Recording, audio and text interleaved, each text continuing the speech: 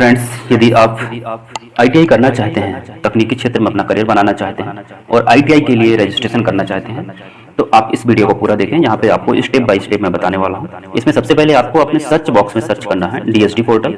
DSD portal search करेंगे तो आपको ऊपर एक लिंक मिलेगी, यहाँ पे इसमें क्लिक करना है। सबसे पहले ये डायरेक्टरेट ऑफ स्किल डेवलपमेंट, यहाँ पे डायरेक्टरेट ऑफ स्किल डेवलपमेंट की जो साइट लिखी हुई है, यहाँ पे आप क्लिक करेंगे, या फिर आप ये साइट देख लेना dst.mp.gov.in। यहाँ पे इसमें क्लिक करेंगे तो आगे एक आपको पेज खुलेगा। यहाँ पे आप पहुंचेंगे, यहाँ पे एक ऑप्शन दिख रहा है, आपको दिख रहा होगा, एक प्रवेश लिखा हुआ है। इस पर आप प्रवेश पे क्लिक करेंगे। यहाँ तक आपको आने के लिए या तो आप डायरेक्टली डिस्क्रिप्शन में लिंक दी हुई है, वहाँ पे मैं दे दूंगा, उसमें आप क्लिक करके यहाँ पे आ सकते हैं या इसके आगे भी पहुंच सकते हैं। यहाँ पे प्रवेश में आप जैसे ही क्लिक करेंगे, प्रवेश में तो आपको कुछ ऑप्शन मिलते हैं, प्रवेश रजिस्ट्रेशन 2024 और प्रवेश 2024। इसमें आप क्लिक करेंगे तो आपको यहाँ पे एक विवरणिका मिलेगी, जो ट्यूटोरियल्स इसमें होंगे, प्रवेश चक्र, आईटीआई में प्रवेश, ये सब नियम हैं। तो आप उनको चाहें तो पढ़ सकते हैं और या फिर स्किप कर सकते हैं। तो यहाँ पे आपको प्रवेश रजिस्ट्रेशन 2024 जो यहाँ पे दिया हुआ है, इसमें आपको क्लिक करना है और यहाँ ये वाला बॉक्स में जैसे ही क्लिक करते हैं आपको एक नया पेज खुलेगा और यहाँ पे आपको आ जाता है आप रजिस्टर करें, कैंडिडेट रजिस्टर हियर। तो यहाँ पे आप रजिस्ट्रेशन करने के लिए, यदि न्यू रजिस्ट्रेशन करना चाह रहे हैं तो कैंडिडेट रजिस्टर्ड में क्लिक करें और यहाँ पे आपको जो रजिस्ट्रेशन नंबर और पासवर्ड दिख रहा है, जब आप रजिस्ट्रेशन कर लेंगे तो वहाँ पे आपको एक रजिस्ट्रेशन नंबर मिलेगा, आपके रजिस्टर्ड मोबाइल नंबर पे आएगा और उसमें आपको पासवर्ड आपका डेट ऑफ बर्थ रहती है। आपको जहाँ भी पासवर्ड की जरूरत हो तो डेट ऑफ बर्थ, हालांकि ये मेल में आपको मैसेज करके बता दिया जाएगा, आपको ये मैसेज मोबाइल नंबर पे भी इसमें आपका आ जाएगा। तो इसके पहले आपको कुछ बातें ध्यान रखनी है, जैसे आप मोबाइल नंबर और रजिस्टर्ड ये जो मेल आईडी है, ये एक मोबाइल नंबर और एक रजिस्टर्ड वो मेल आईडी से एक ही रजिस्ट्रेशन कर पाएंगे। और ऐसा मोबाइल नंबर चूज करें जो आपको समग्र आईडी में लिंक हो, उस मोबाइल नंबर से यहाँ पे आपको रजिस्टर करना है।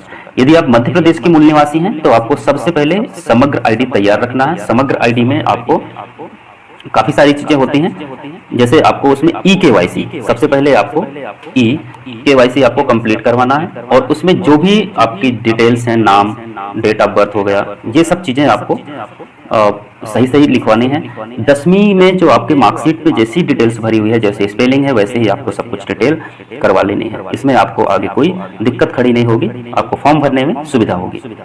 और आपको इसके पहले आपको अपनी एक फोटो स्कैन करके रखनी है, जो 15 KB से लेकर 100 KB के बीच हो, और आपको एक फोटो आपको रखनी है और एक सिग्नेचर आपको स्कैन करके रख लेना है। और आगे है आपका जाति प्रमाण पत्र, सभी डॉक्यूमेंट्स आप अपने पास रखें। जाति प्रमाण पत्र यदि आप SC ST OBC या फिर EWS से हैं, या फिर आपको दिव्यांगता का कोई सर्टिफिकेट है, तो इस प्रकार के आप या किसी और चीज़ का लाभ लेना चाहते हैं, जैसे भोपाल गैस राहत में है या पुलिस ITI में है, तो उस प्रकार के आप डॉक्यूमेंट्स भी अपने पूरे इकट्ठा करके रखें फॉर्म भरने से पहले।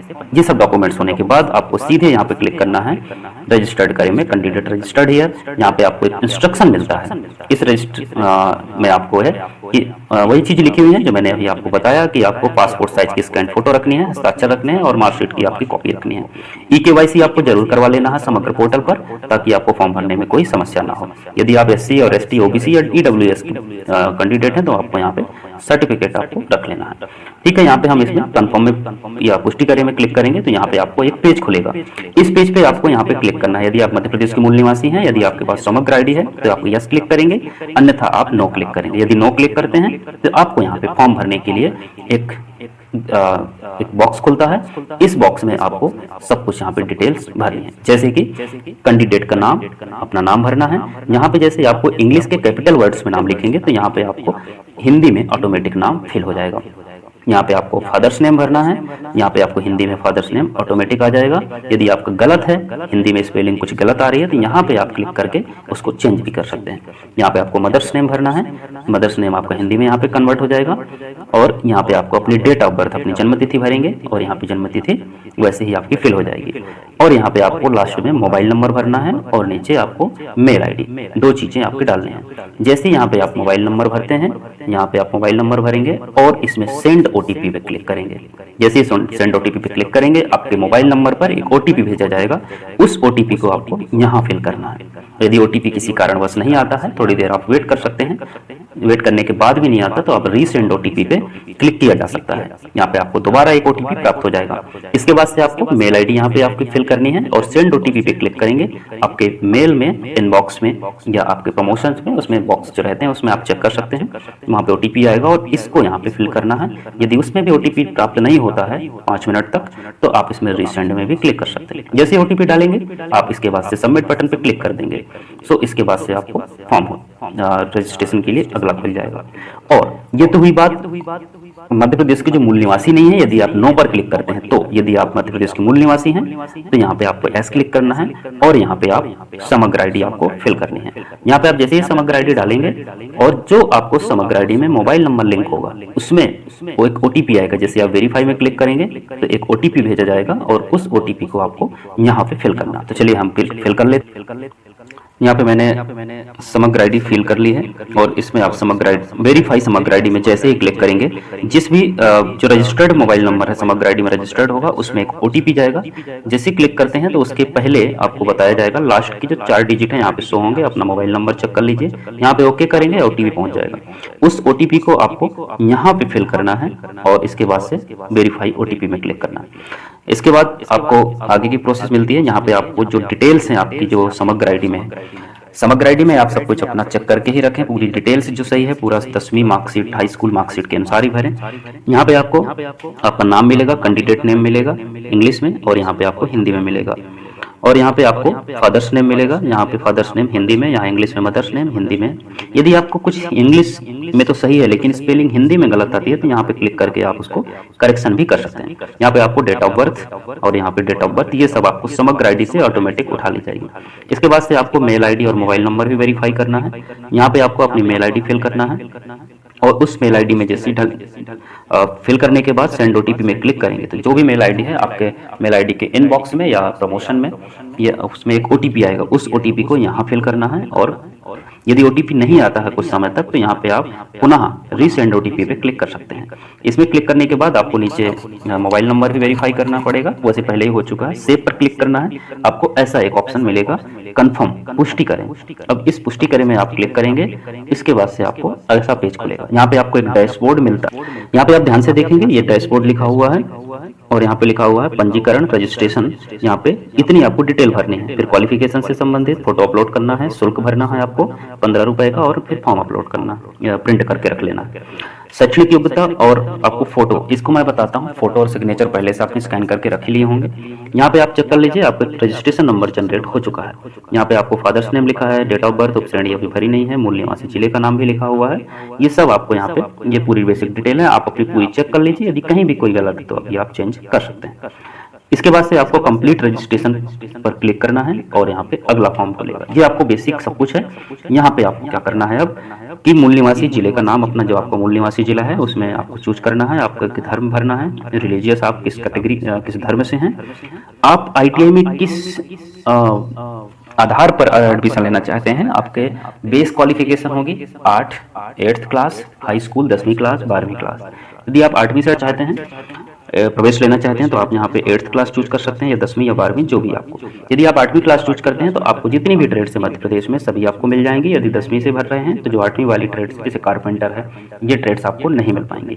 तो इसमें वैसे भी आप 100 ट्रेड से ऊपर यहाँ पे चूज नहीं कर पाएंगे। 100 चॉइस फीलिंग में 100 ट्रेड्स ही आप चूज करने की अनुमति होगी।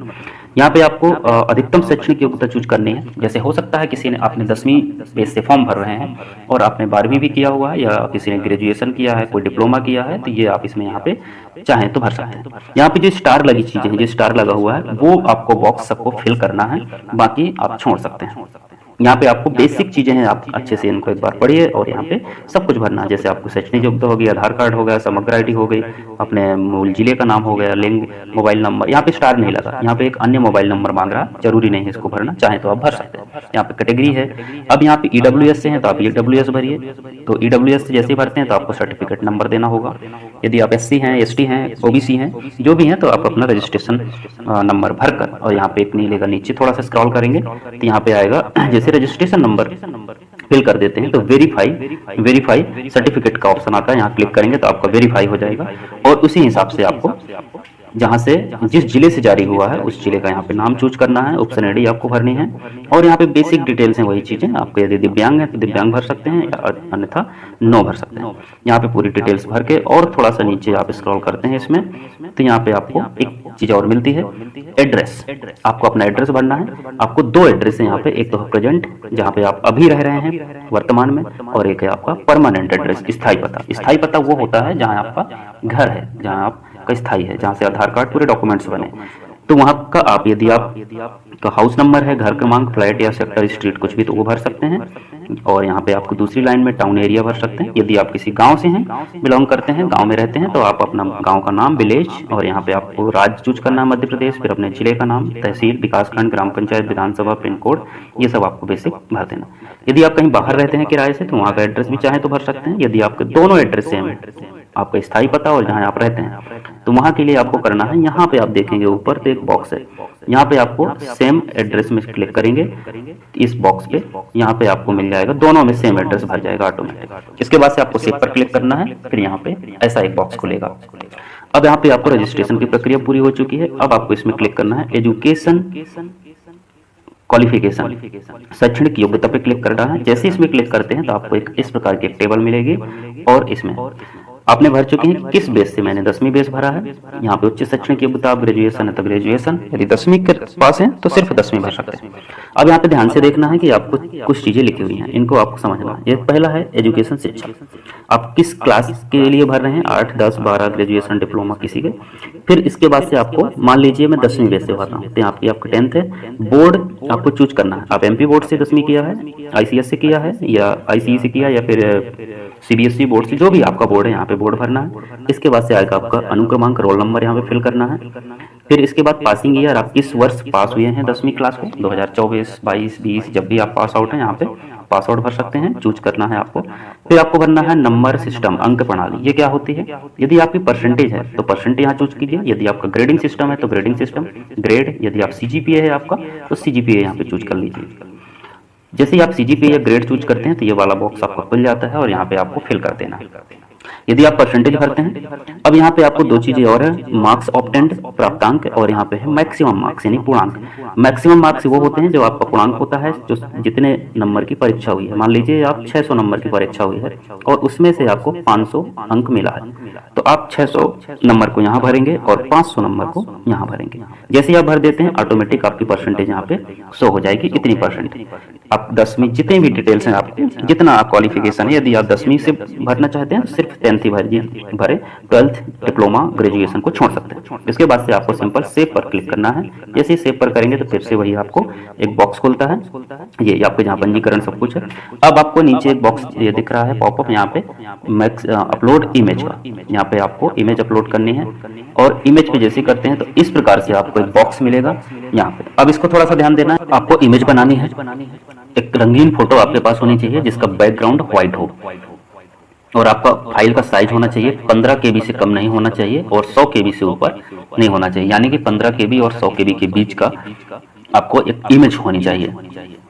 और इमेज का जो फॉर्मेट है वो JPG और या फिर JPEG का ही होना चाहिए, PDF वगैरह अदर फॉर्मेट्स नहीं अपलोड होंगे। यहाँ पे आप अपलोड में क्लिक करेंगे, अपलोड इमेज में आपकी फोटो जहाँ पे भी पड़ी होगी, जिस भी फोल्डर में, वहाँ आपको ऑटोमेटिक ले जाएगा, वहां से आप इस फोटो को अपलोड कर सकते हैं। इसके बाद से सेम आपको करना है, सिग्नेचर भी आपको 50 KB तक का बना के रखना है, 50 KB से ऊपर नहीं होना चाहिए, और उसको भी आपको JPG और JPEG फॉर्मेट में ही बना के रखना है। इसमें भी आप अपलोड में क्लिक करेंगे जैसे ही, वैसे ही आपको यहाँ अपलोड हो जाएगी, और वो आपको फोटो और इमेज आपको यहाँ पे दिखने लगेगी बॉक्स में। और इसके बाद से आप सेव पर क्लिक करेंगे, इस प्रकार का फिर से वही ऑप्शन आ जाएगा। और अब आपकी लास्ट वो है आपकी पेमेंट की, यहाँ पे आपको प्रोसीड टू पेमेंट पे क्लिक करना है, और इसके बाद से आप आगे बढ़ जाएंगे। पेमेंट में क्लिक करने के लिए इस प्रकार से 15 रुपए का आपका पेमेंट होना है, जिसमें 2 रुपए हो सकता है आपको प्रोसेसिंग चार्ज कट जाए, 17 रुपए का पेमेंट हो जाएगा। अब इसके बाद से आपको ऑप्शंस मिलते हैं पेमेंट करने के लिए। पहला आपको क्रेडिट कार्ड से कर सकते हैं, या तो आप यहाँ पे डेबिट कार्ड से भी कर सकते हैं, नेट बैंकिंग से या यूपीआई से। आप यूपीआई से पेमेंट कर रहे हैं तो आपको यहाँ पे लिखा हुआ है ट्रांजैक्शन समय 2-2 रुपये आपको कटना है, तो 17 रुपये का आपका पेमेंट होगा। यूपीआई में क्लिक करेंगे तो आपको गूगल पे, फोन पे, पेटीएम के ऑप्शन आएंगे, उसमें जिससे भी आपको करना चाहते हैं। इसके आगे मैं आपको वीडियो सिक्योरिटी पर्पज़ के लिए रिकॉर्ड नहीं होती है, वहाँ का आपको वीडियो नहीं मिलेगा पेमेंट करने का, लेकिन आपके वहाँ पे बारकोड मिलेगा, या तो उसको स्कैन कर सकते हैं या फिर यूपीआई आईडी आप डाल के डायरेक्टली रिक्वेस्ट भेज के पेमेंट की जा सकती है। जैसे आपका यहाँ पे मैंने पेमेंट कर दिया है, 17 रुपये का पेमेंट हुआ है, यहाँ पे आपको मिल जाएगा और इस प्रकार से आपकी पूरी प्रोसेस कंप्लीट हो जाती है। अब आपको यहाँ पे सिंपल कुछ नहीं करना, आवेदन प्रिंट पर क्लिक करना है, या फिर जैसे आप पेमेंट पे क्लिक करते हैं तो इस प्रकार से आपको फॉर्म मिलेगा। आपको पूरी फॉर्म की डिटेल आपको एक बार चेक कर लेनी है, और ये चेक करने पर यहाँ पे आपको इसकी प्रिंट की आपकी 2-3 प्रति, यदि आप मोबाइल से फॉर्म भर रहे हैं, रजिस्ट्रेशन कर रहे हैं या लैपटॉप से कर रहे हैं, तो आप अपना एक पीडीएफ बना के उसको सेव कर लीजिए। इसके बाद से उसके 3-4 प्रिंट आउट निकाल के रख लीजिए, क्योंकि आपको चॉइस फिलिंग के समय, जब भी आप आईटीआई में एडमिशन लेंगे उस समय आपको 2-2 प्रतियां जमा करनी होगी आईटीआई में अपने सभी डॉक्यूमेंट्स के साथ। जैसे ही आपकी अभी चॉइस फिलिंग हो नहीं रही है, जैसे ही चॉइस फिलिंग की आपकी प्रोसेस आती है तो आपको मैं उसका भी वीडियो आपको बना दूंगा, तो चॉइस फिलिंग भी आप कर सकेंगे। इसलिए इस चैनल को आपको चॉइस फिलिंग की वीडियो जानने के लिए, किस प्रकार से चॉइस फिलिंग करनी है, आईटीआई सिलेक्ट करनी है, आप शॉर्ट रेट्स में फॉर्म भर सकते हैं, इसलिए आप चैनल को सब्सक्राइब कर लें और बेल आइकन को भी दबा लें। यदि आपको ये वीडियो अच्छी लगी है, अपने दोस्तों के साथ शेयर करें जिनको भी रजिस्ट्रेशन करने के लिए दिक्कत हो रही है, आप वीडियो देख के आसानी से कर सकते हैं। यदि आपका कोई सवाल है, कहीं आपकी समस्या आती है, तो आप बिल्कुल कॉमेंट बॉक्स में आप अपना क्वेश्चन ड्रॉप कर सकते हैं, जिसका मैं आंसर जरूर दूंगा, आपकी मैं हेल्प करूंगा। आपकी जहाँ भी कोई समस्या आ रही है, किसी भी प्रकार का प्रश्न है, आप मुझसे बिल्कुल पूछ सकते हैं, आप कांटेक्ट कर सकते हैं, या आप मुझे मेल भी कर सकते हैं। आपको यदि ज़रूरत है आप कमेंट बॉक्स में बिल्कुल पूछिए, मैं आपसे संपर्क भी करूंगा। आपसे हो सकता है अगर ज़रूरत पड़ेगी तो मैं कॉल से भी संपर्क कर सकते हैं। आपके लिए रजिस्ट्रेशन पूरी मैं प्रयास करूंगा, पूरी आपकी हेल्प करूंगा, जहाँ भी आपको ज़रूरत पड़ेगी, लेकिन आपका रजिस्ट्रेशन हो जाएगा। चॉइस फिलिंग के लिए भी ऐसी मैं आपको हेल्प करता रहूँगा, तो उसके लिए आप चैनल को जरूर सब्सक्राइब करें। यदि वीडियो पसंद आई है तो लाइक करना ना भूलें, और अपने सभी मित्रों, दोस्तों के साथ शेयर करें इसको।